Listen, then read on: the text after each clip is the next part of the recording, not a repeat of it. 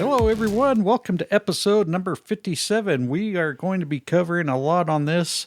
We're mainly just going to go over AEW programming results, WWE's Backlash, and going over the WWE Draft and our mock draft from the last episode. With me this week, my brother William. Welcome back, and happy belated birthday to you. Yay. Really? Yep. That's all you're going to do is, yeah. He's giving me the number one, as in he's 41, so... He's more excited about the chair than he was doing the show. I would say that seems pretty evident right now. Hey, you never had to sit in that chair. What was it, like a spring singing up out of it, or what? No, it actually squeaked on him every minute he moved. The torture chair? And he had no armrest. Couldn't lean back or it tried to kill me. Yeah. You would think I'd provide a better furniture for my co-host, you know? $30, I got my own. Don't invite him on the Jericho cruise. Freaking give him shitty chairs to sit in down. I'm starting to see who the Hill brother is. You know what? Nobody asked for your shit. Okay, we're going to move on to the other two hosts. Do you at least give him an autograph when you go on the cruise, or? Oh, I gave him an autograph, all right. Also with us, Heather. Hi, Heather. Hi, John, William, and Carlos, and everybody else. I'm a little scared with that tone, like she's got this build up to slap us all. She's ready. Yeah, I'm going to slap all y'all. Well, and Carlos found her a new gift to use on all of us, too. So that was the best one ever. And we also have Carlos. Hey, buddy. What's up, guys? You feeling all riled up still? Yeah, dude. I got the Cody song in my soul. Nice. That crowd was hot, man. That was to me I was just the crowd. That was like an AEW crowd times 10, and the crowd just adds so much to it. I knew how it was gonna be, but man, that was electrifying, as The Rock would say. Hogan Rock WrestleMania 18 vibes going on right there last night. Well, when you got wrestlers all around, not just with WWE, but outside WWE saying, wow, what a crowd, you know that event hit a home run right there. I mean, and that's the thing, too, even when they put on Bad Bunny, they put on Bad Bunny in the middle where this should have been the main event, but that crowd the crowd still brought it for the next match, and that's a rare, just see that kind of energy. Still, even after that big, emotional, thing, they still brought the energy. That's there was no cooling moment for them. There was no match they weren't even into. They were into everything and giving their all for the whole show. That was really, really cool to see. Most definitely. All right. Well, should we get right to it? We got a big episode coming here. So why don't we go ahead and start off with AEW. We're going to cover the results of Dynamite and Rampage. For Dynamite, the opener of an 8-man tag match, we saw the team of Orange Cassidy, Bandito, Roderick Strong, and Adam Cole, Bay, defeating the Jericho Appreciation Society. Saraya gets the win over Willow Nightingale in a Tres de Mayo Battle Royale. I don't know what the hell that was all about. The Acclaimed and Daddy Ass ends up being the victors for that. Because it was May 3rd, so they're tying it in trust state. So they're tied in the whole 3 thing. Come on now. Well, was that supposed to be determine the challengers for the House of Black, or? Again, it should have been in a one contender match, but it was just a marketing thing, Cinco de Mayo, Tres de Mayo, so trios. It was just a marketing thing, but that Tony probably came up with after a good line or 2 or 7. But there was no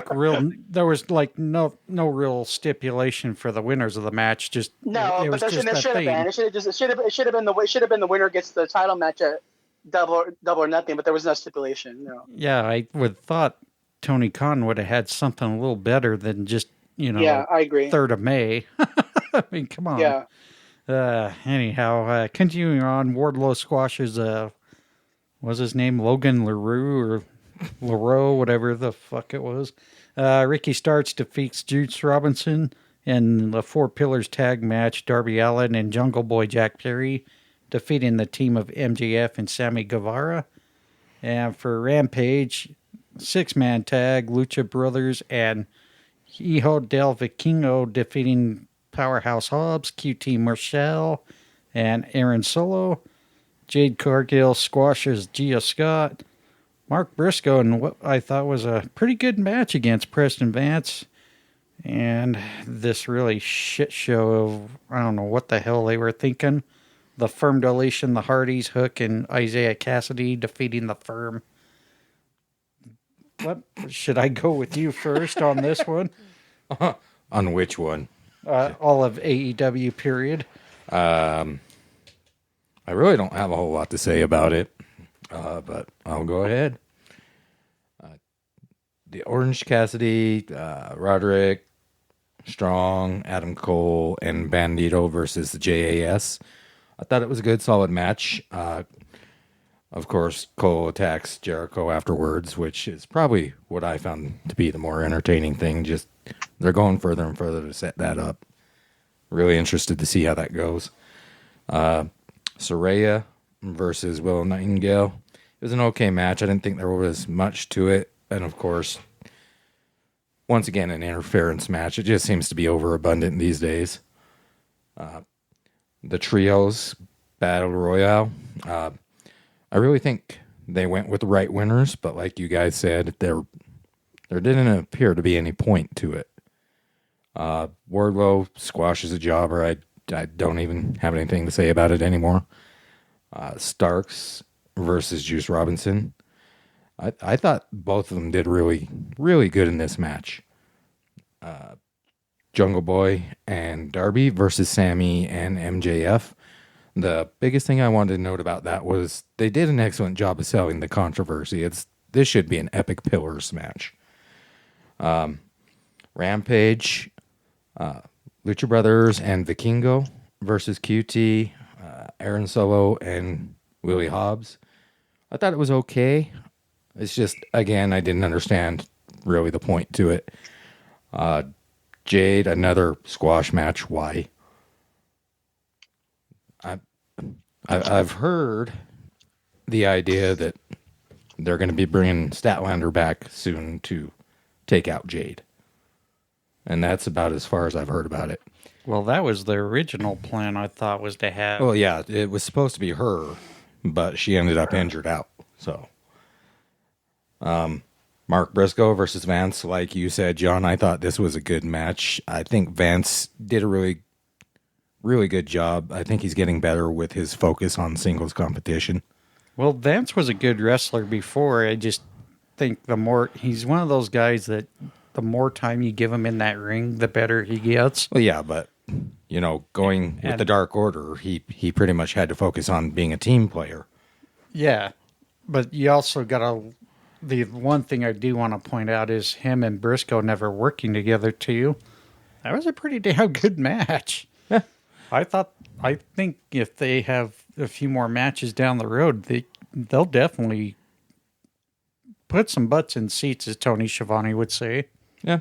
And then as far as the final match, look, I'm just going to say it. Carlos already kind of elated to it. The only thing good about this was actually Stokely. It was a shit show. This was a sad embarrassment of what would be a Halloween Havoc type gimmick without the Halloween Havoc. Ooh. Almost kind of like spin the wheel, make the deal. Yeah. It's... Yeah. They could have done something so much better with this. Here's the thing. I am not a fan of cinematic matches. I will give WWE this. I did think they did a great job with The Undertaker and AJ Styles. And that's the one of his I did not like. Really? Yeah. Say the Bray Wyatt, John Cena, I didn't like it. It didn't really... That one was just goofy. It just didn't hit anything wow on me. This one had some funny moments. I will give it that. This one meaning the firm deletion and all that. However, I don't know. I just don't get into them that much. I don't find them really entertaining or have anything that really pushes the mark for any kind of a wrestling story or fan entertainment. Yeah, I mean, But that's me. Undertaker being my favorite of all time, of course. That final match with him, about the only thing that I really found entertaining about it was them driving around the hoe. Yeah. Anywho, Carlos, what's your thoughts this week? So for me, like, I don't know. Like, I guess my biggest thing is, like, I feel like going in a month in now, I feel like there should be more matches announced for the pay-per-view now. Like, I just feel like there should be more things. I feel like Tony Khan's brain's working too hard, and I just feel like, like for me, like, it doesn't make any sense. Like I would have had Roderick Strong come back at the pay-per-view. Like, I don't see, like, it's because it's like, I mean, the match with like Adam Cole and Jericho is obviously going to be a singles match. So I don't get the point of Roderick Strong being there right now. It just kind of doesn't really make any sense to me, if I'm being honest. But again, I thought the 8-man tag was good. Again, for me, the thing about the AEW sometimes is I do like it when they have these multi-man matches because they do have such a good roster. And so for me, it's nice to get to see these guys try to get on TV more. But for me, the biggest, to me, the best thing on AEW was the whole video package with Jeff Jarrett, Jay Lethal, Satnam Singh, Mark Briscoe, Papa Briscoe, and Sanjay Dutt at the Briscoe farm. I thought that was hilarious. Again, like I at first I hated Satnam Singh, but he's really grown on me with being around, getting that Jarrett rub, I would say. And Jeff Jarrett on the track, just everything about it, like Satnam Singh holding the baby and Jeff Jarrett playing guitar, and then like, them all in overalls, and just I even thought Papa Briscoe did a good job on the segment too. Like that to me was really entertaining. And that's what sports entertainment. I really like that a lot. Again, it's good to have Sheeta back. Again, for me though, it's like I'm really not into the women anymore because the originals have gotten over on the Outcast so many times. I just don't know where this feud's going. And for me, I don't even know what the match is going to be for at Double or Nothing unless they're going to do all the blood and guts there. I like the trios. The trios match, again, I thought it was a good thing, but for me, like the stakes should have been like the winner gets the House of Black at Double or Nothing. Like it made no sense that that House of Black's coming out and issuing their open challenge, and it's like, so why are you issuing an open challenge before a match starts? It kind of just took the stakes out of the match. But I thought the Acclaim, I like the two teams that really shined. I like the fact that you had Butcher and the Blade. Shining with Kip Sabian, because that's a really good trio to actually really get more of a rub and TV time. And I like Matt Caster going out, and I like Bill. I like the fact that it was Billy Gunn, Daddy Ass, and Anthony Bowens fighting. Anthony Bowens has a lot of charisma, and I just think he really got this chance to shine. The Four Pillars thing was really good again for me, like when you were getting there. But for me, like I want to see Sammy turn to a face, especially after getting to meet him and seeing how he really took care of my friend. And just to me, like the whole storyline with the AEW All Access afterwards, I feel like they have a good opportunity to make him a face, and I hope that happens. Him and Ty both, but that match was really, really good. The Ricky Starks thing for me, I'm just kind of wondering who's going to come help him. He needs help. But again, I don't want to see him losing his push because I want to see him at the top of the card. For Rampage, again, like I listened to Denise Salcedo talking about it, and I do think Will Hobbs really has really good chemistry with luchadors, and it's probably from his time on the Indies in California. But I think it's really good. That match was surprisingly good. I could care less about Jade with her little squash matches. The same with Wardlow. I don't want to see Wardlow in squash matches. Like I want to see him beating real people. Like you have a big roster, don't be afraid to give them L's. And then as far as I thought the Preston Vance and the Mark Briscoe match was really good too. But again, for me, like you had Preston Vance turn against his partners, lead the Dark Order, lose his mask. I want to see him getting some wins. I don't want to see him taking losses. And as far as the firm deletion match, again, we were talking about a little bit off the air. I think the thing that comes from this is again Jeremy Borash, who's now with WWE, works for NXT and does the video packages. I think that you could just tell that he has a lot to do with Matt Hardy's, creation, kind of bringing him in. I just thought the match was just really flat. Like Hook didn't really seem like he wanted to be there. The best thing about it was Stokely Hathaway, feeding with Matt Hardy's kids. I thought that was really great. And I had just listened to the Talk is Jericho podcast with Stokely about his journey into getting into wrestling. So after listening to that, it really made me care about him a lot more. But the big news for AEW is congrats on the 60,000 tickets sold and the big, I think it's $7.8 million, something like that they've already grossed for all in. And again, I think that's the biggest news coming out of this week for AEW, and I just can't wait for that show in August. And that's all I got for AEW right now. You mean that wasn't Tony Khan that bought all those damn tickets? It's, oh my gosh. And again, I like Alfred Kimura, but like they're showing like, oh, these fans should stop it. No, dude, these fans, I don't understand people wanting the demise. Like, what about all these jobs for fans? And again, our good friend Sarah Execution 84, like I was tracking her all week because she didn't get her pre-sale thing, and then she was kind of stressing because she missed out already on Money in the Bank. So she got her tickets on Friday, and it was kind of funny because I figured it too because I wish when I got my tickets for Revolution I would have waited because if I would have waited for the third, I would have got the third row seats for a couple $100 because when they were trying to sell them the day of, they were like $1,500 or and some were like $5,000. Now knowing how the crowd goes, I wish I would have waited longer to get my tickets for Revolution. But definitely, Tony Khan didn't buy those seats, and again, I think fans underestimate the power of AEW's. Again, overseas fans, they are adamant about their wrestling. And I don't think people realize too with AEW, it doesn't show on Wednesdays. It comes on Fridays, but it comes on TV. It just comes on regular TV that you can get with antennas, So they're on free television. So that's something that they have going for them as well.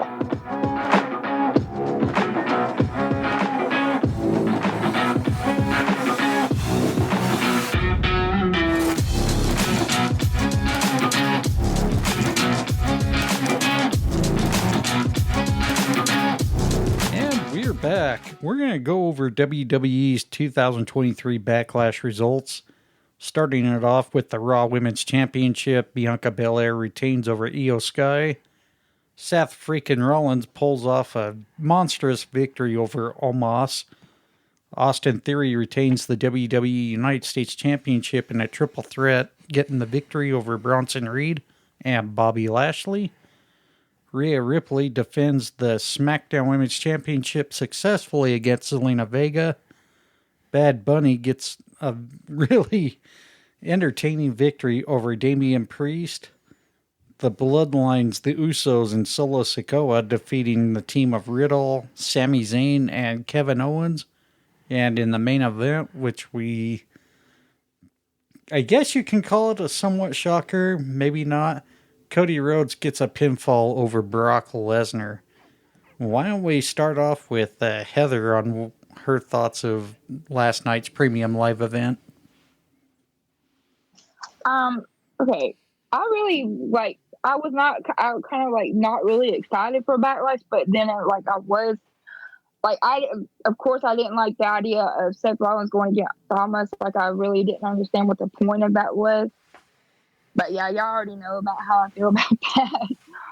But anyway, the Bianca and Belair, what the fuck? Bianca Belair versus Io Sky. I thought that was an excellent match. I can believe, the fans were behind Io, because they were chanting for her the whole time, and they was kind of booing Bianca. And but it was a really good match. But I didn't like the fact that, here comes Bayley and Dakota. But when I went back, somebody pointed out that Dakota was really kind of trying to get Bayley not to go out there. And then somebody said that was kind of working into where they're getting ready to split up or whatever. But yeah, because it was a great match just going on, and then here they come. And I thought that was really stupid. Why do you even have to have the interference going on? Because we're just having a great match. But yeah, and Bianca, of course, she kept her belt, which I figured that was what was going to happen anyway. And then, like I said, the Seth Rollins and the Omos match. I mean, it was really actually better than what I expected. And then I love the fact, that Seth got the super stomp, off the top rope. And then the United States Championship. Some people, were saying that they thought Bronson Reed was going to win. But, I was expecting Austin Theory to retain. I don't know when he's going to lose that belt, but it just seems like he's just going to keep it for a while. I absolutely love the Rhea Ripley and Zelina Vega match. Zelina really held her own in that match. It wasn't really that long of a match for her, but I love, that she got the standing ovation. Some people was like, well, we already know who's going to win. And but it doesn't matter. She's in Puerto Rico. She let her enjoy her moment. I just thought it was great. The Bad Bunny versus Damian Priest. It was a great match. Fun match. Street fight, whatever. The weapons and getting it going. And then, Carlito came out and, oh, God, what is his freaking name? Savio Vega. Yeah, he came out and then of course LWO and everybody getting involved, and it's just like a wild match. It's just like I really enjoyed that. I didn't think it's like, okay, this is like, okay, it's just another person that's not a wrestler. He's coming out here, he's gonna have this match. But no, I thought it was great. Like everybody's getting involved, and it was great. Like I said, to see Carlito, and I really didn't know Savio Vega really good because some stuff I haven't watched that much or whatever. But it was like them getting involved in LWO and everything. I thought I enjoyed it. And then the Usos and Solo. I was hoping, of course, that Sami and KO and Riddle would win.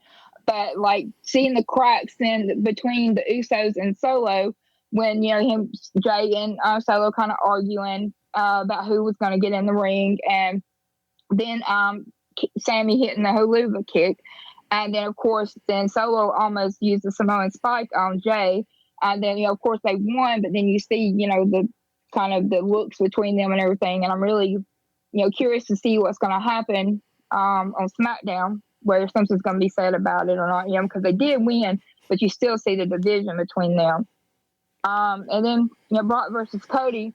I was shocked kind of that, that Cody beat Brock, but, it's kind of like, okay, he needed to win, kind of continue his story. But, the fact is, I was shocked at the fact that Brock was busted up and bleeding because, a lot of people say that WWE doesn't want the bleeding on their show, because I was like, well, damn, Brock's in there bleeding everywhere. But, like, it was cool, because, Brock, kicked out of 2 crossroads or whatever, and then Cody did. Cody took 8 suplexes or something like that. But it was cool because Brock had him in the Kimura, and then Cody was able to flip him over and pin him. So overall, I thought it was a pretty good show. It kind of shocked me, because like I said, I wasn't really too excited about going into it. But yeah, I thought it was a show, overall really good. So yeah. Carlos.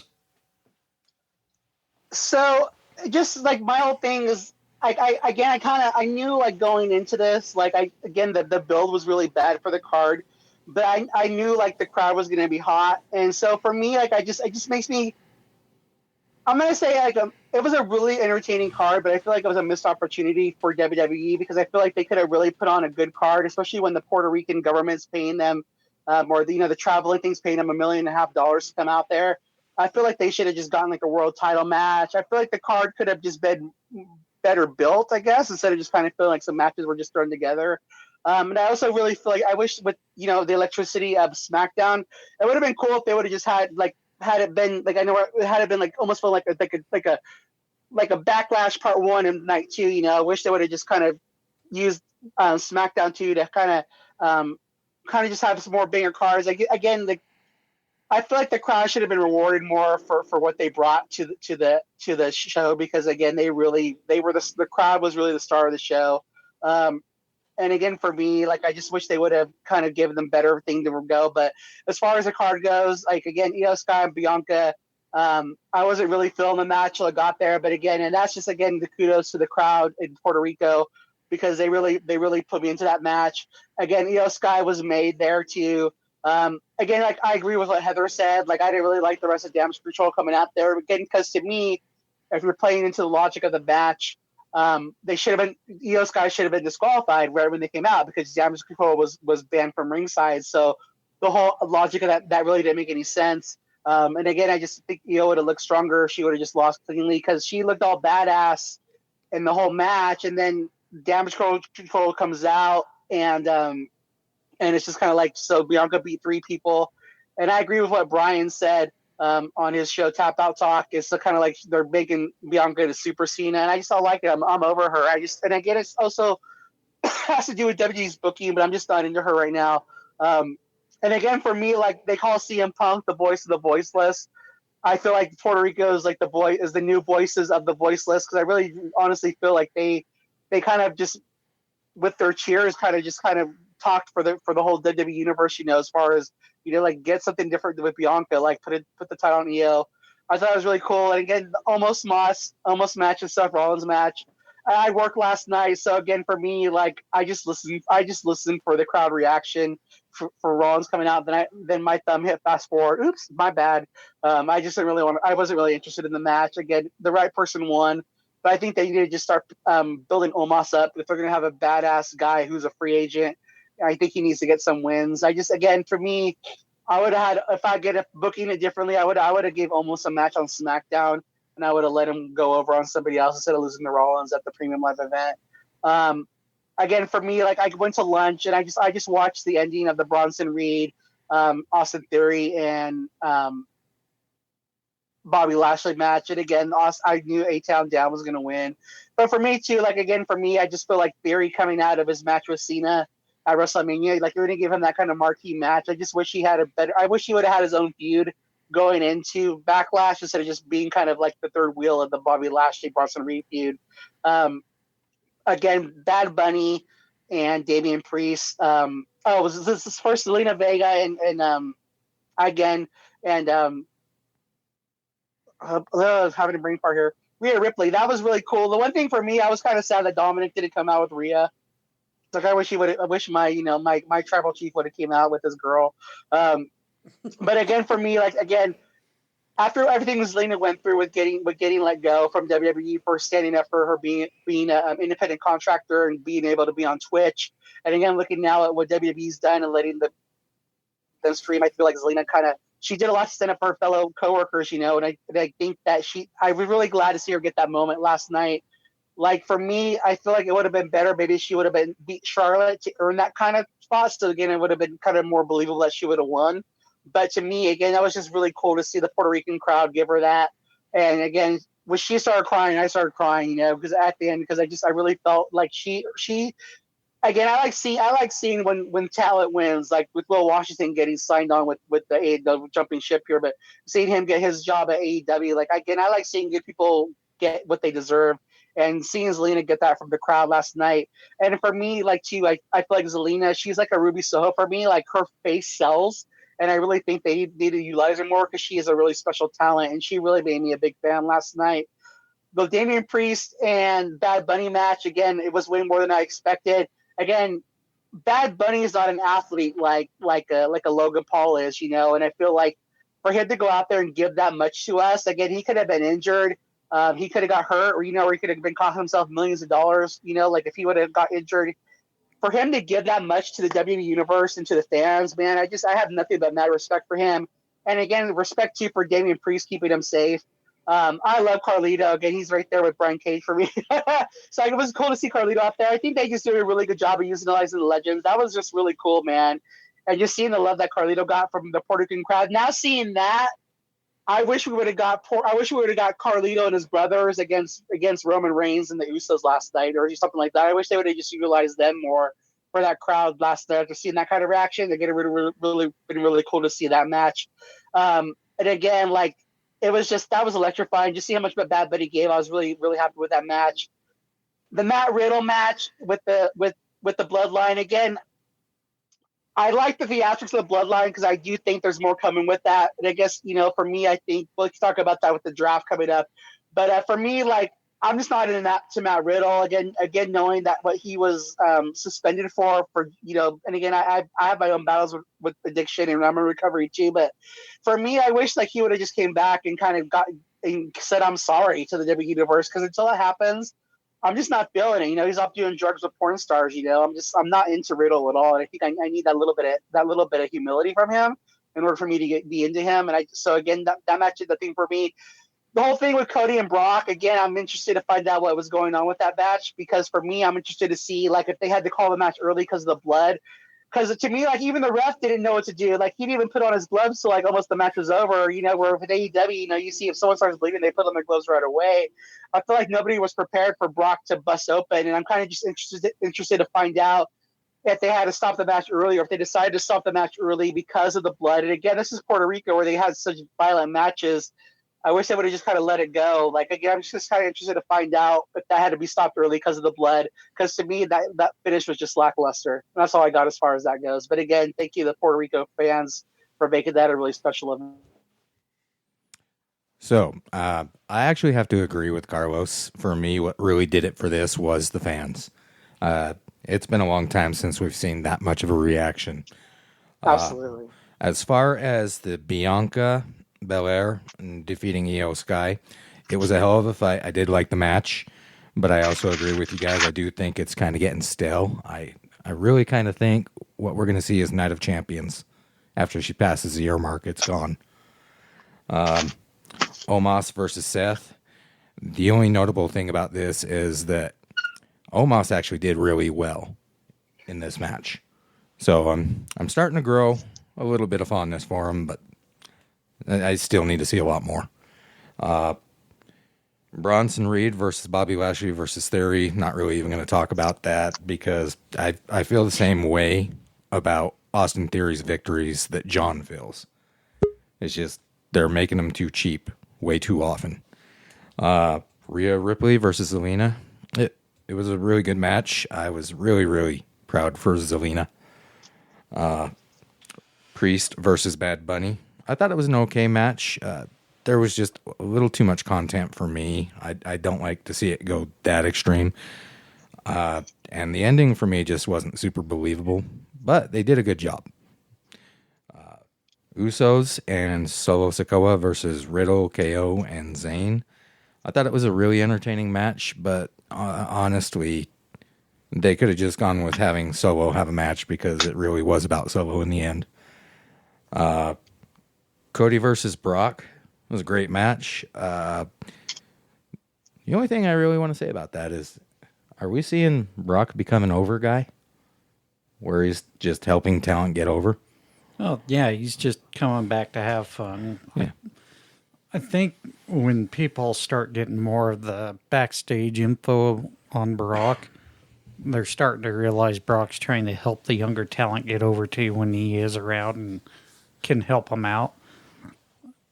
As far as continuing Cody's story, I don't know. I just don't think it makes sense why we had to use Brock to get Cody there. I would have liked to see Cody just kept chasing Roman to get through Brock. It doesn't make sense to get there. Yeah. It makes absolutely no sense. I thought it was awesome Cody got the victory over Brock, but it just didn't make sense to have Brock in the story.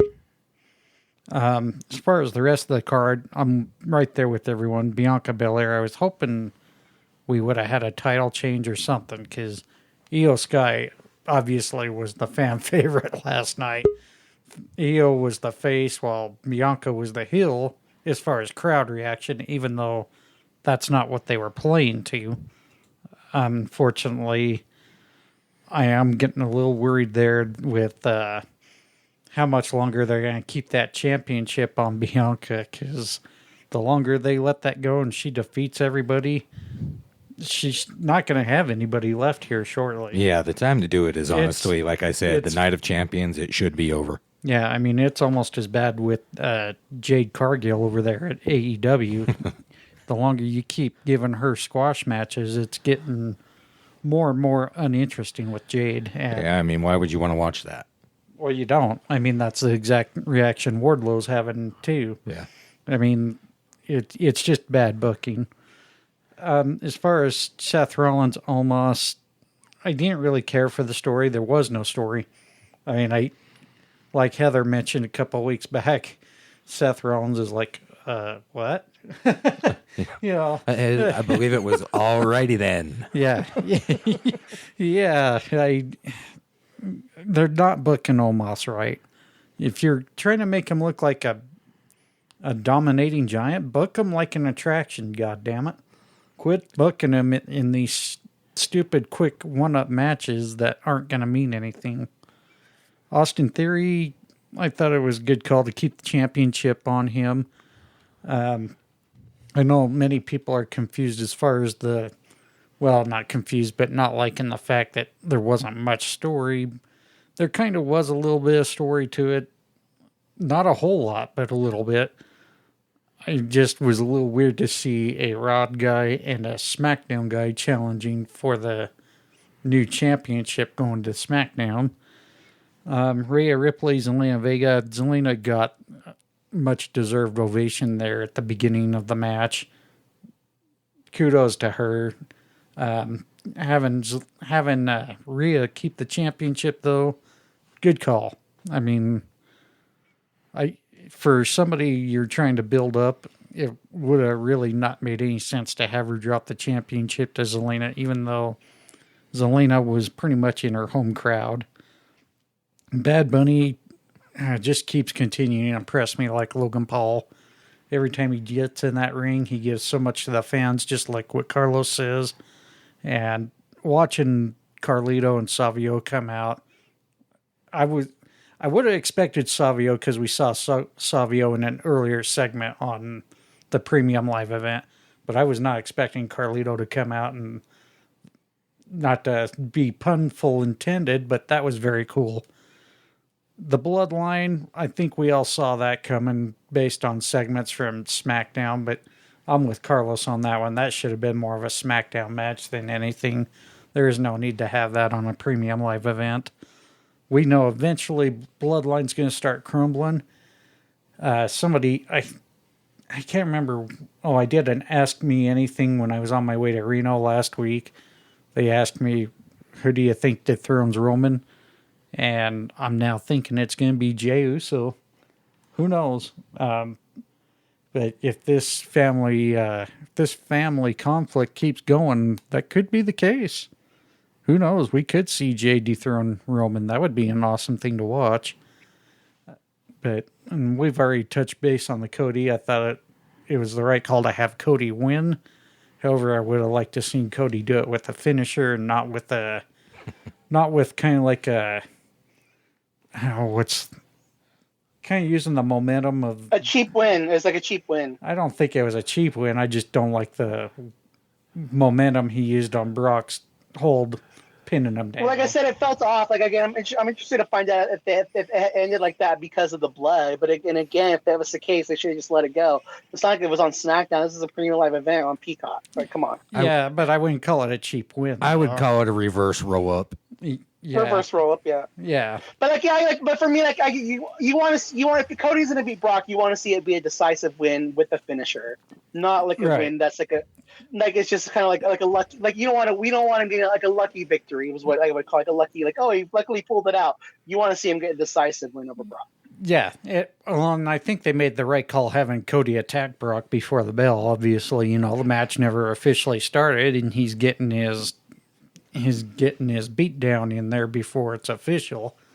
I just think it would have been better, like I said, have him finish Brock with a finisher. That to me would have made the thing a little more legitimate. Bryan Ballard actually just joined us. Hey, Bryan, how you doing? Hey guys, good. Starting to trust my internet a little more now, so hopefully they got all the kinks sorted out. I seen you guys just kind of recapping the show, especially on the Cody stuff. My one hope is that they don't, just put the title, that new world title, on him. I think it devalues that title a little bit since he lost so cleanly to Roman. So, I'm sure you guys touched on that piece. Not yet. I'm actually going to do that in a bonus episode here shortly. Oh, okay. I know I mentioned that before. I was hoping to do it before I went to Reno last week, but I didn't have time. But I am actually going to do a special bonus episode, which should air either on the 21st or maybe even later. I'm not sure. Might even air before, but I will keep you guys posted on that. But I wanted to say, great job on that tap-out talk you did last night. Yeah, but say it with appreciate me. it. Good. Say it with me, Brian. It's called the I chonkla. Chonkla. Yeah, I was butchering. I'm sure. Well, no, just like I'm happy for you that you don't know the fear of a mother's slipper. Right. Yeah, like I was like, man, I got to find somebody that can give me the insight on that because I missed it when I was watching it. They explained it, but. Well, it's a big thing, like in Hispanic culture, and also like in the African American culture. Like your mom's gonna grab her like her slipper or her sandal and is gonna give a whooping on you. Like if you acted up in the store, like mommy, buy me this. You don't want your mom to take off her chunkla and smack you upside the head with that kind of thing. It's just like back in the day, like that's how you would get punished with your kid. I think even one of my friends was talking about it, and I'm like, man, I'm sure that started some like post-traumatic syndrome for some people even in the crowd because we all know like to fear the chunkla, like if pretty much like it's like a symbol like knock your shit off or you're really gonna get it. Like if I have to reach for my shoe, you don't want any of that. It's like a warning. That makes a lot more sense. Yeah, when she first pulled the sandal off, and I was thinking of Austin Powers. Like who throws a shoe, honestly. Oh no, like because he didn't Angie hand her chunkla to Ray at WrestleMania 2 to beat Dominic with it. Yeah. So that's where you should have got the clue.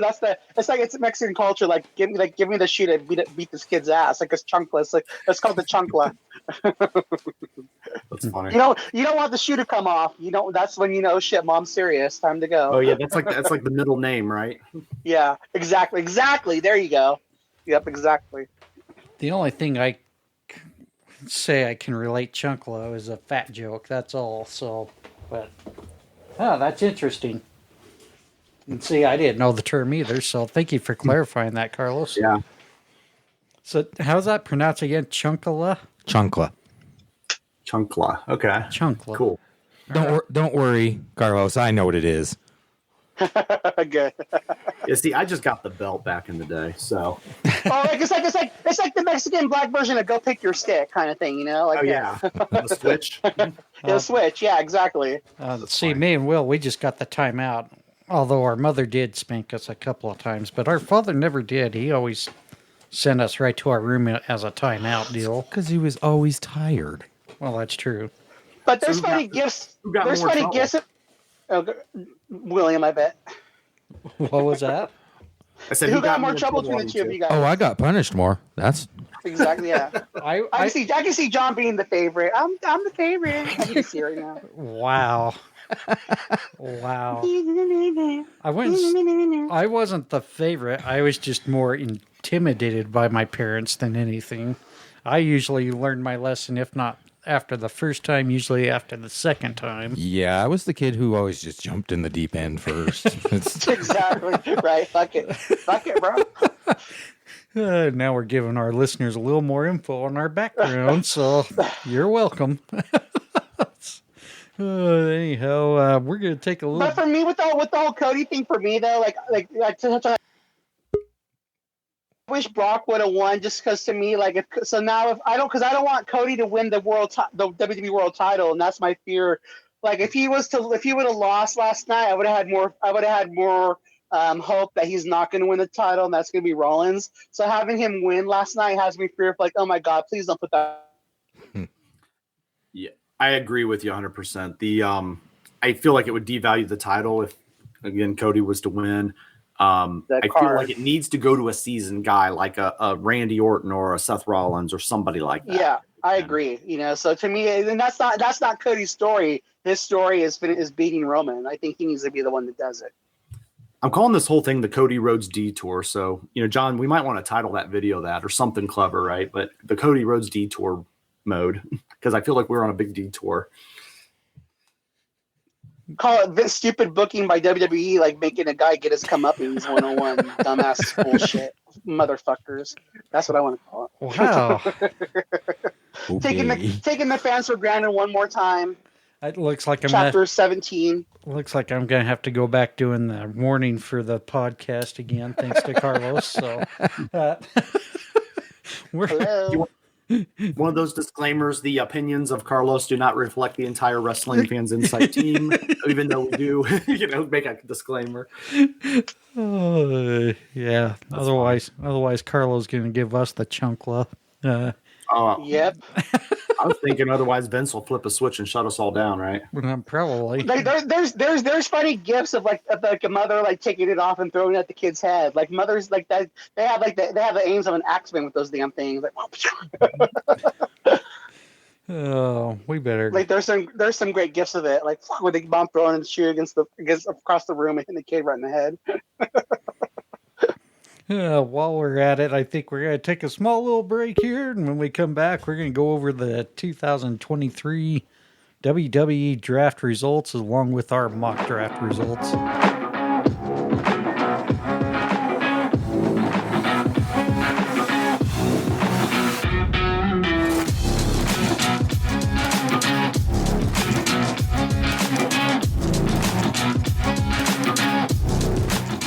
Most recently, we've gone through WWE's 2023 draft for Raw and SmackDown, which every name, including those NXT talent that are sitting in the back, waiting to hear their name come on the stage. And we actually had a fair share of NXT talent get called this year. Without any further ado, though, we're going to go down each brand with the names. Why don't we go ahead and start off with Monday Night Raw? And understand I did not rate these in any particular order just because of the grouping for some individuals that were called separately. So for Monday Night Raw, the following names were drafted: Cody Rhodes, Becky Lynch, Seth freaking Rollins, Imperium, which includes Gunther, Giovanni Vinci, Ludwig Kaiser, Matt Riddle, Drew McIntyre, The Miz, Shinsuke Nakamura, Indy Hartwell, Dexter Lumis, Candice LeRae, Johnny Gargano, Apollo Crews, Sonya Deville, Chelsea Green, J.D. McDonough, the Maximum Male Models, Natalia, the Viking Raiders with Valhalla, Zoe Stark, Rhea Ripley and the Judgment Day, Kevin Owens, Sami Zayn, Liv Morgan, Raquel Rodriguez, the New Day's Kofi Kingston and Xavier Woods, Trish Stratus, Ronda Rousey, Shayna Baszler, Braun Strowman, Ricochet, Bronson Reed, Alpha Academy, Katana Chance and Caden Carter, Akira Tozawa, Dana Brooke, Emma, Riddick Moss, Indus Sher, which involves Jinder Mahal, Veer, and Sangha, Los Lotharios, Nikki Cross, Odyssey Jones, Piper Niven, Tegan Knox, Xia Li, and ring announcer Samantha Irvin. Carlos, what's your thoughts on Raw's picks? I think would be better to talk about the whole draft. For me, I thought Cody Rhodes was a good pick. I just wish like again talking about the whole draft. I just wish for me like there's just a couple things like I wish Natalya and Shotzi would have been drafted together, because to me like if you're gonna try to build up the tag team division, like it would have made more sense to keep them together instead of have them be drafted apart. That really didn't make any sense to me. I thought Imperium going over to Raw was a good choice. Again, I just wish the Brawling Brutes would have followed them. I wanted Imperium and Brawling Brutes on the same thing because I wanted to see Sheamus finish his story, and I want Judgment Day and LWO on the same brand because I just feel there's still a lot more story to be told there.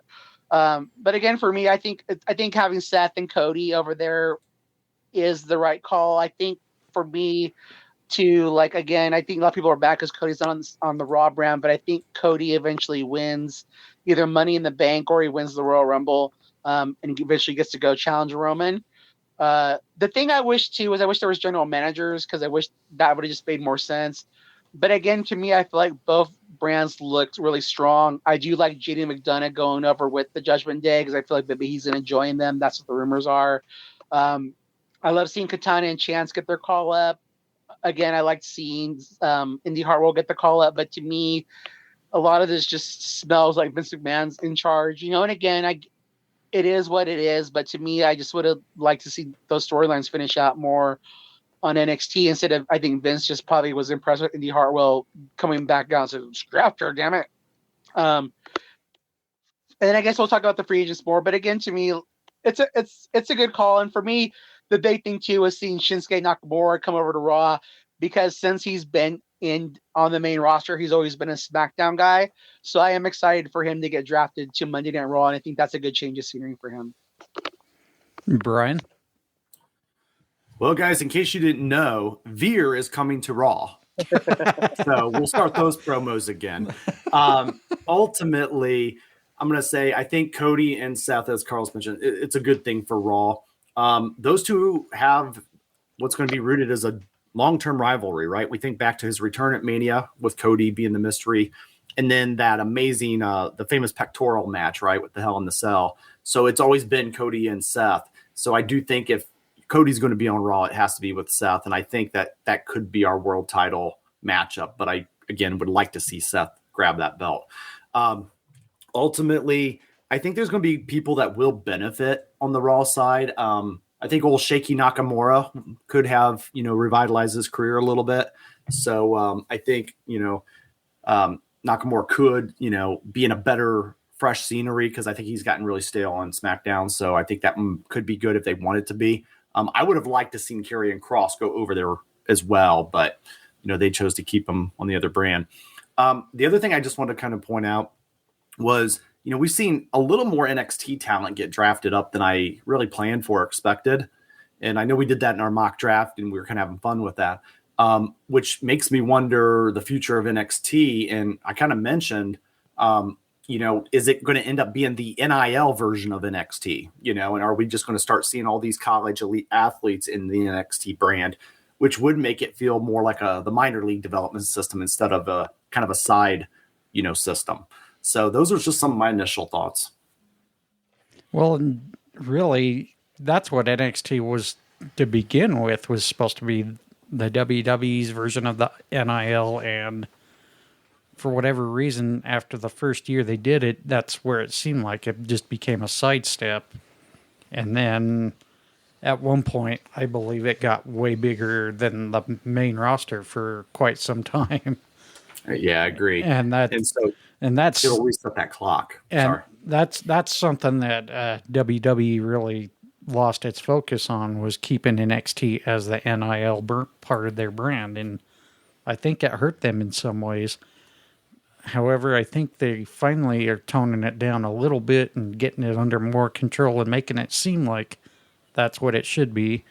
I think this was the most amount of NXT call-ups we've had in a WWE draft so far, unless somebody can correct me on that one.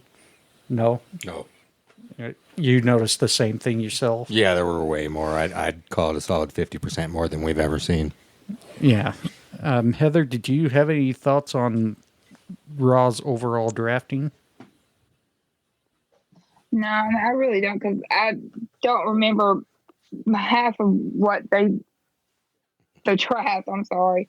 But I mean, about the NXT talent, I really wasn't expecting that many to go up. But I was happy for the ones that did, but it was a lot of them. And then like the whole thing with the tag championship, then they did have the match on NXT, trying to determine. I didn't understand that, but yeah, I don't remember most of the ones. But I think that, but like the whole thing with the bloodline, like somebody said, like separating them, but then they ended up both on SmackDown, which I know you're talking about Raw, but that's really all I remember. So, all right. And do you have any thoughts on the overall, Will? I really don't. I'm curious to see what they go with at this point. Oh, I do think they made a few good changes. One, bringing Ronda Rousey, Shayna Baszler to the red brand. That's really where they should be. The same thing with the Viking Raiders. This needs to be a very dominant and violent team, and that's SmackDown is not dominant and violent type brand. It's a family brand. The New Day is probably the one that I think might not be the best fit for Raw, but I could be wrong. Unless they do something with Xavier going more into the singles. I don't know. I just don't think the red brand was right for him. Well, I think that has to do with because I think they've been talking about Big E might be ready to come back, and so when he does come back, they're going to put him in the feud with Gun. Oh, did we lose Carlos? Can you hear me or no? Yeah, now we can. Oh, I think the part with New Day going other is because there's been talk that I think that Big E might be coming back, and when he comes back, they want to put him in a feud with Gunther. So I think that's the reason. Then you have New Day versus Imperium at full force. So that's why I think they got drafted to that brand. No, that would be interesting. I don't know. I still don't see. I just have a hard time visioning the New Day being for red brand, but Carlos does provide a good point there. So, why don't we go ahead and go through the SmackDown picks? And this is like what many of you have mentioned. This is the interesting part. Drafted for SmackDown, the Bloodline, which was only consisting of Roman Reigns, Solo Sikoa, and Paul Heyman, but also drafted separately, still to the same brand, the Usos. Then we have Bianca Belair, the Street Profits, Hall of Famer Edge, Bobby Lashley, the OC, which consists of AJ Styles, Carl Anderson, Luke Gallows, and Mia Yim Meechin, Damage Control, Alba Fire, Isla Dawn, Hit Row, Lacey Evans, Austin Theory, Charlotte Flair, the LWO, which consists of Rey Mysterio, Santos Escobar, Zelina Vega, Joaquin Wilde and Cruz del Toro, Asuka, the Brawling Brutes, Karrion Kross and Scarlett, LA Knight, Shotzi, Pretty Deadly, Rick Boogs, Cameron Grimes, Tamina, Grayson Waller, and the announcer that transferred over, Mike Rome. Why don't we start with you, Bryan? Your overall thoughts with how SmackDown fared on this draft? Yeah, so I think there's a couple things there that stuck out to me. One, they've got a pretty deep mid card, which is really good for that brand. Guys like I mentioned, the Karrion Krosses, the Austin Theories, those kind of guys. And I feel like that's going to be nice just to watch that development. Also, this is something I kind of just noticed overall, but really I see it on SmackDown. The drafting of potentially trio tag teams. So I don't think the WWE would want to go full on, hey, we're going to create a trios title. But I do see them saying, let's use our old school Freebird title rule and actually start having tag teams take advantage of that. And we could be in the modern day Freebird tag title era where you have teams like Judgment Day, LWO, eventually New Day, Brawling Brutes. I mean, so I would kind of almost like to see them take advantage of that a little bit. And maybe we can do that a little more on SmackDown with some of the groups. And my final point, I do think it's a little crazy and ridiculous that they drafted the Bloodline and then they drafted the Usos, which to me, I'm like, if you're going to draft the Bloodline, draft the Bloodline. But those were some of my initial ones. And I don't know if you were here earlier in the segment where I mentioned I did a Ask Me Anything deal on my way to Reno, and somebody asked me who I thought should dethrone Roman Reigns now. And my answer was Jey Uso. And I was just assuming the Usos were going to get drafted to SmackDown, and finding out Monday they did get drafted. I think that might be the direction they may head again, is once again, they're going to have Jey challenge Roman in a main event and possibly dethrone Roman of the titles. I'm not sure that's really going to what's happened, but that's what I would like to see happen. I am a fan of that story, and just because that's long-term storytelling, right? So, I mean, that would be almost a year or so even further out, so I think that would be highly smart if they did that. And I'd be impressed with the long-term booking aspect. Yes. Carlos, what's your overall thoughts? Can you guys hear me right now? Yes. Okay, good. So, for me, again, like to me, like I think the reason they drafted the Usos and Roman and Solo is different is they're trying to get into our minds that there is friction in the bloodline and there's going to be separation. But to me, like that didn't need to happen in order for that to be done. So I really think they should have just been the same draft pick. As far as the SmackDown for draft, I didn't think Shotzi deserved to be drafted as high as she did. I would have rather seen like a Grayson Waller go into that spot instead of him being drafted on the after show. I think he deserved to be a main pick. I do like the fact that Edge and Roman are on the same brand because I feel like when Roman's not there, then Edge should be there. And so I think that and I even think with Brock being a free agent or whatever too, I think like utilizing the part-timers on the same brand to where when one's not there, the other one is a smart way to utilize them. And so I think that was smart to put them on the same brand. I do like that SmackDown has more main event stars. Like again, like with Lashley going over with Nakamura going over to Raw. It's good to see Lashley finally come to SmackDown because he's been on the Raw brand ever since he's been drafted. So I think that was a smart move too. Again, to me, the whole thing with Rhea and Charlotte on the same brand, I think it's good, but at the same time, we lost him again. Oh dear. Charlotte, am I there? You're here now. Okay, I feel like we're just getting filler in the women's division until we get with Charlotte and Bianca.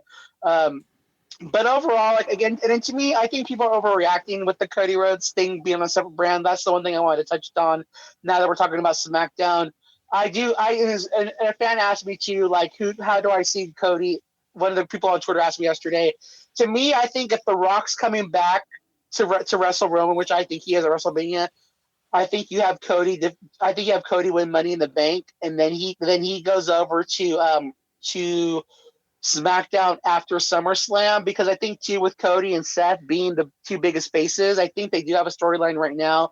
But I think eventually you want to separate those two because they are the two biggest faces in the company, and I think you don't want them on the same brand long term. But I think short term is fine.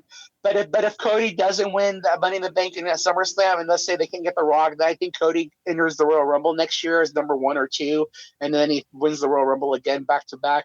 But I think Cody's the one to dethrone Roman eventually. And we lost him again. You still there, Carlos?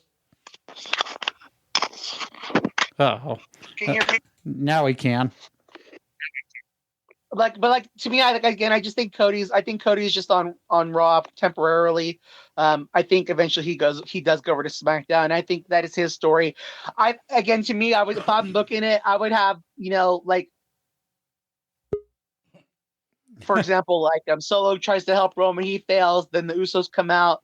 Like Roman thinks they're going to help him, and then they turn their back and they let Roman go on his own. Because if you're going to storyline, Roman let them out to kind of hang on their own at WrestleMania. So I think them paying Roman back and letting him stand on his own at SummerSlam, to kind of face Cody. Then Cody eventually dethrones Roman. I think that's the storyline. And then if I'm booking it too, when Cody comes over to SmackDown, I would trade back the Brawling Brutes over to Raw. And then Sheamus gets to finish that story with Gunther. But I think overall they did a good job. I'm kind of interested with the free agents. I know we'll probably talk about that next. But I would like to see with the free agents if they just might kind of blurred the lines a little bit, and maybe if those guys don't get picked up somewhere, maybe they get their releases.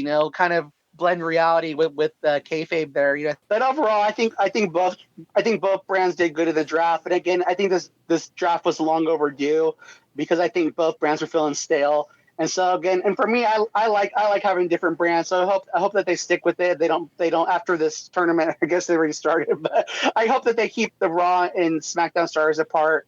Again, I want to see different brands. And so again, I'm excited. I think this was a fresher breath air that both brands desperately needed.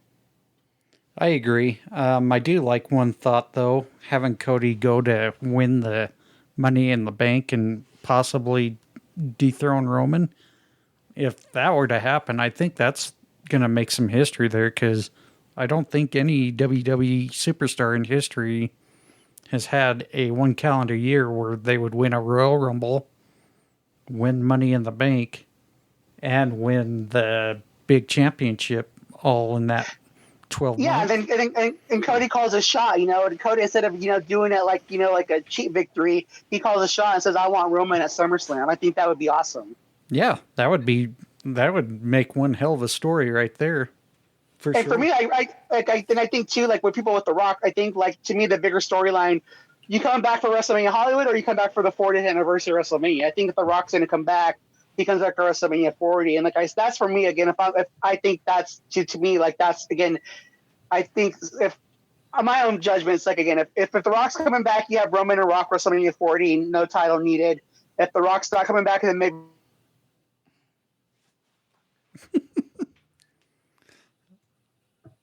Yeah, if that Cody aspect happens, I'm definitely going to have to maybe go up to Detroit, just a few hours up the road. Most definitely. All right. Will, did you have any thoughts with the overall draft for SmackDown? No. No? Heather? No, I don't have anything. Okay. All right. Well, let's bring up the more interesting part here.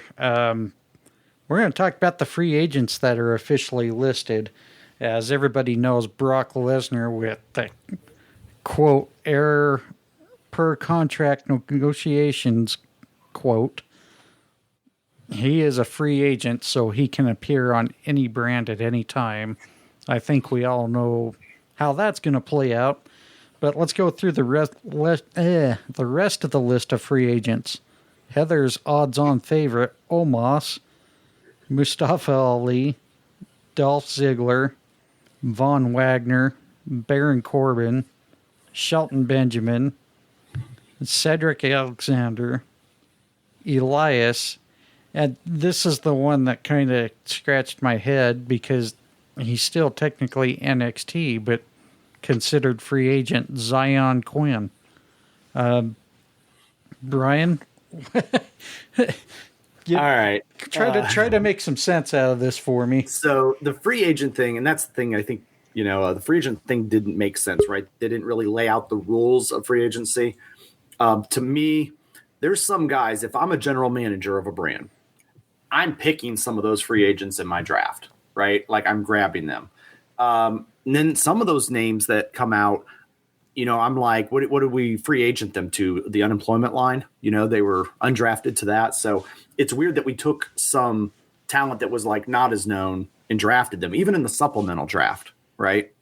But then there's guys like a Dolph Ziggler that go free agency, but yet we have an Odyssey Jones, I believe, who was in a supplemental draft. So you're telling me a guy like Dolph or somebody like that or Almost is not worth a supplemental draft pick. And that the logic behind that doesn't quite make sense to me. As it, taking a general manager approach, you can't tell me that some of those up and coming NXT people are just hot of a talent that they're going to override some of this seasoned talent for your brand. So that's kind of my initial thought. Carlos? I agree with Bryan. Like to me, like if you're like, it's like we're talking about the Street Profits before. If I can have Dawkins and why would I take Dawkins too? I wouldn't just take Montez Ford. So you like if you're a general manager or you have a sports team, you're gonna want the most talent. So I think the one part that was missing in this storyline was like, okay, they should have said, okay, they should have been, for example, okay, like SmackDown gets 50 draft picks and Raw gets like 70, and then then you can pick up to let's say they should have said you can pick up 20 in NXT. So that way that makes sense to why there was these undrafted people. But the NXT it makes no sense why Zion Quinn and what's his name come Tuesday, Von Wagner wouldn't be drafted unless they just said, okay, you can only, they should have just announced these are the superstars you can pick or not. So there's just little parts of these that don't make any sense to me. And to me, like I already said previously, I would like to see if they kind of blurred the lines and it's like, okay, you guys, this is your chance to and that's what even Sean Ross Sapp maybe said too, like maybe these are the guys that are on their last chance, but that should have been said, these are the guys that could be seeing released. So either they show up or they ship out, and I think that part of the storyline would make sense, but it doesn't make sense from a GM perspective or free agency, why you wouldn't want like a former world champion like Dolph Ziggler on your brand who could like take up time and carry TV matches. So there's just certain elements out of it that don't make any sense. Like it was a nice try, but it fell short. Heather, did you want to give some 2 cents on this or not really? Well, okay. Where did y'all get your list from of the draft? Because when I looked on WWE.com, like they don't even have half of what y'all were talking about. This is where the list came from. Well, see, like when I look, it says free agents. All it's got is almost Mustafa Ali, Dolph Ziggler, and Von Wagner. Well, you're looking at the one end. You gotta like. I think because that was just I think that was just the SmackDown down. Yeah. But then after Raw they announced a lot more. Yeah. Well, see, okay, my shit sucks. You might be looking at the night one results because then after Raw they announced a lot more free agents. Yeah. Okay. Well, I suck. So yeah. Blame the internet. Also, the technician to your house have to come to my house. on Brian's credit card, don't worry, he's got us. Wow. We'll just keep the tab open. Heather, I get the feel that you would like Amos as general manager of the brand. That you would like. Yeah.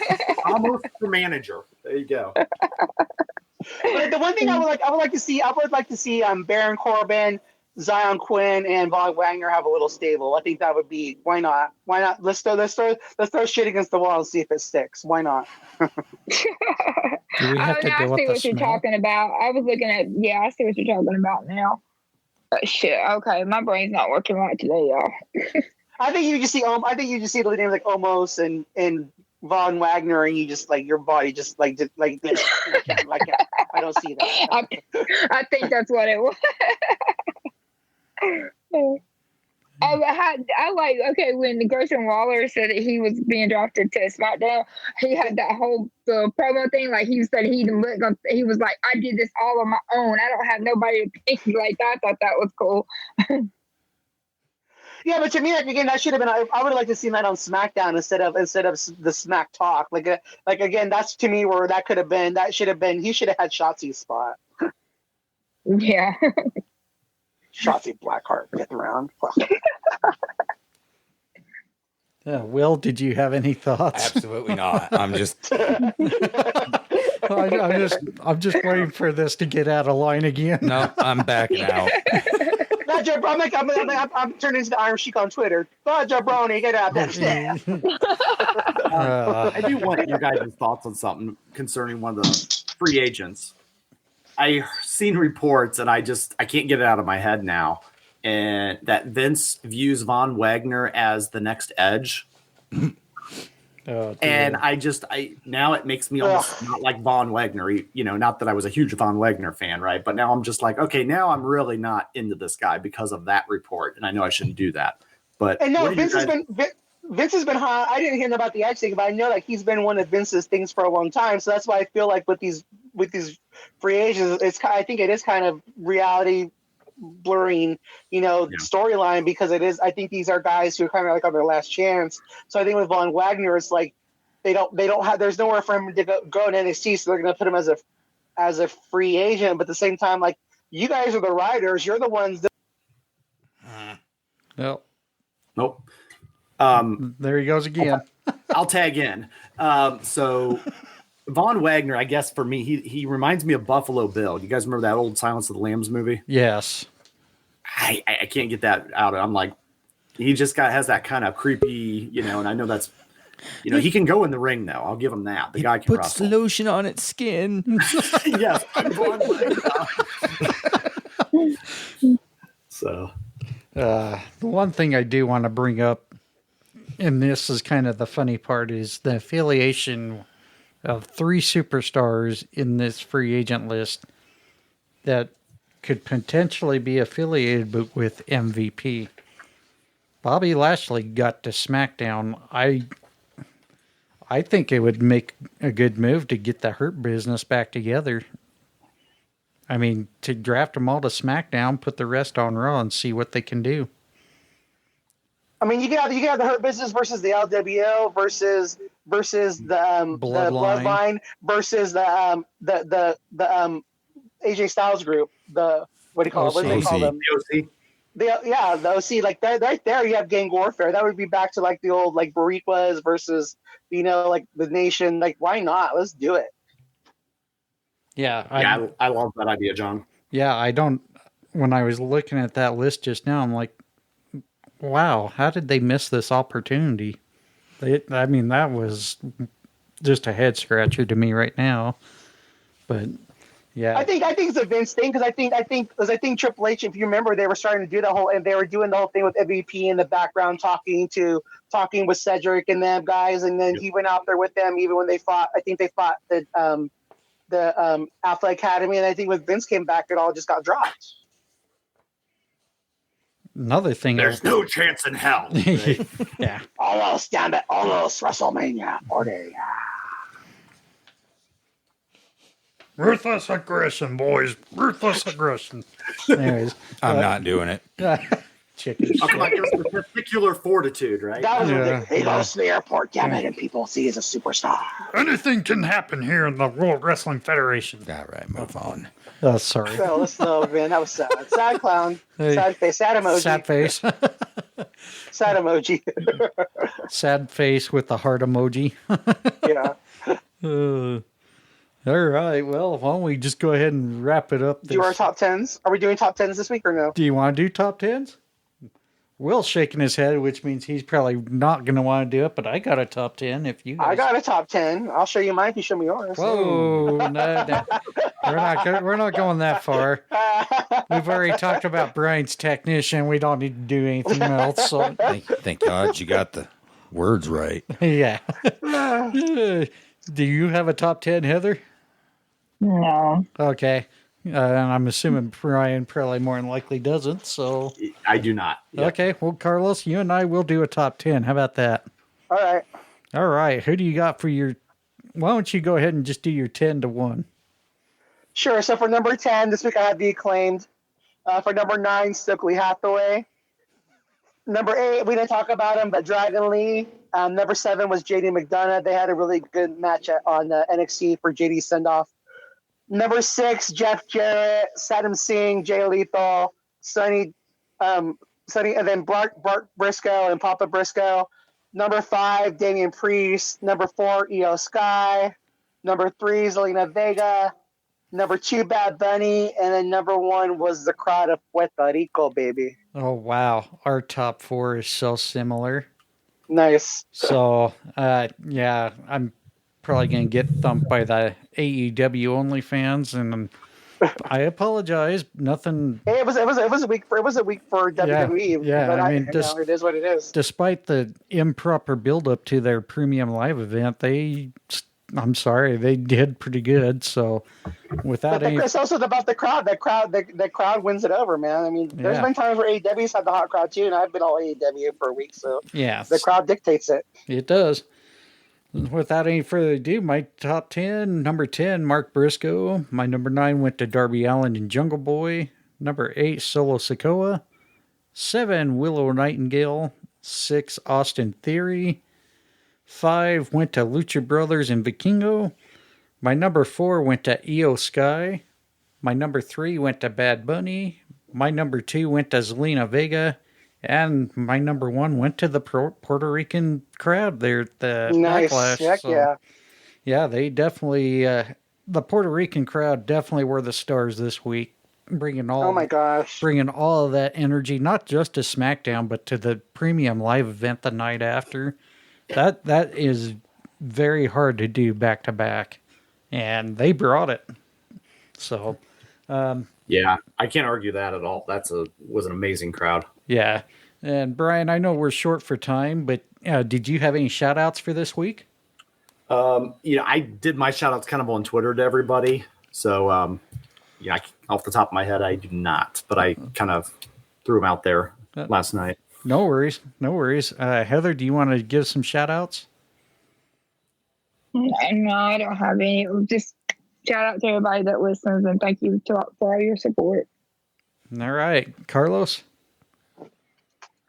Just, like everyone, just the usual people, NWO Machine, Vader from Wish, Infrared R, Sarah, Jay Henry, Patrick, Carolina, those guys who've been supporting us. We appreciate all you guys for tuning in. Shout out to Ted the Hillbilly Hill. If it's on Twitter anymore, guys, just go check out The Hill's Truth every week. It's a great podcast. Again, just thank you to everyone who supports us. We appreciate all you guys. Jess, and also Sarah, your wife, she tunes in and joins us too. We appreciate her. Corey, and Amber too. Thank you guys. Will, did you have any? No, I'm kind of with Heather on this one. The dog ate their homework this week. That's right. Yeah. I want to double down on Carlos's shout out to Ted Hillbilly Hill. Every time I want to throw him in my Twitter shout outs, and I'm like, oh yeah. Yeah, he's taking a break, so that but I do miss seeing him out there on Twitter. Yeah, and I make sure I catch all of his episodes as they release. I haven't had as much time these last few weeks to listen to everybody, but I do plan on trying to make sure I even go back in the archives and do my support to each and every one of you. Always want to say thank you to each and every one of you that do support, not just me but my entire team. But I do want to give some really big shout outs out there. One especially to Gil Mary Gomez. I am planning to do a future episode with her experience being at the Backlash pay-per-view. Shout out to my brother here. He just turned 41, so happy belated again, Will. Shout out to my wife Sarah, who right now is in Las Vegas, who just tore it up there at the Women's Nationals bowling tournament. Great job, babe. And to my mother-in-law, who's been bowling down there as well. This was her. Did she just stay in Nevada for the whole week, or did she come back home? No, they left Friday, so we were only home for like 3.5 days, and then she went back out. So, but also want to shout out to Fan in the Van, Saged Up, also known as Sage Alvarez on Twitter. Shout out to Carolina, Carol Bucks. Also, a big shout out to Ted the Hillbilly Hill as well. He's always supporting. We've been texting back and forth each and every week. Big shout out to the Wrestling with the Truth pod, also known as Wrestling with the War this year. BC, who's kind of taking a little solo. Jay apparently is going to be out a little bit, so I hope eventually they'll be back together again here shortly. Also want to shout out Above the Ring podcast, Austin Boyer there with the Wrestling World, and each and every one of you that do take the time to listen to us, because there's thousands of wrestling podcasts out there, but we always appreciate any kind of listen you give to us. So without any further ado, thank you, Lipson, for hosting our podcast and providing it to every platform out there. Please also visit our website, www.wrestlingfansinsight.com, to find us on your favorite audio platform. We're available on Good Pods, Spotify, Apple Podcast, Deezer, Ghana, YouTube, and more. If you like our podcast and want to be notified of our latest releases, please subscribe on our page, WrestlingFansInsight.com, or whichever audio platform you listen on. And if it's possible, give us a 5-star rating and review. We'd be happy to read your review on any future recordings we do. You can also follow and interact with us on Twitter. Carlos, you want to give your Twitter handles? Yeah, so Carlos is at Matt Seats, the LOS 77. Also, I have my nonprofit, which is Conquer the No. And I'm also on Instagram. Instagram is Rainbow Goodness _. Brian? It's at the Bryan Adkins on Twitter. Heather? It's Bama Girl _4 _EVA, Bama Girl Forever, and it's Roll Tide, bitches. Ever. William? Word to your mother. Okay. At William Hoppy 8. And you can reach me at WF Insight Podcast. And if you're on Facebook, just find us in the groups, The Fans of Pro Wrestling. We're also experimenting with our website, thefansofprowrestling.com. Be patient. We're just testing out a few things, but please go there and check it out. Kind of tell us if you there's things you like or things you want to see. And lastly, if you'd like to leave us a text message or voicemail, our number is 1-385-367-4772. We hope you enjoyed this week's programming. We'll be back next Sunday.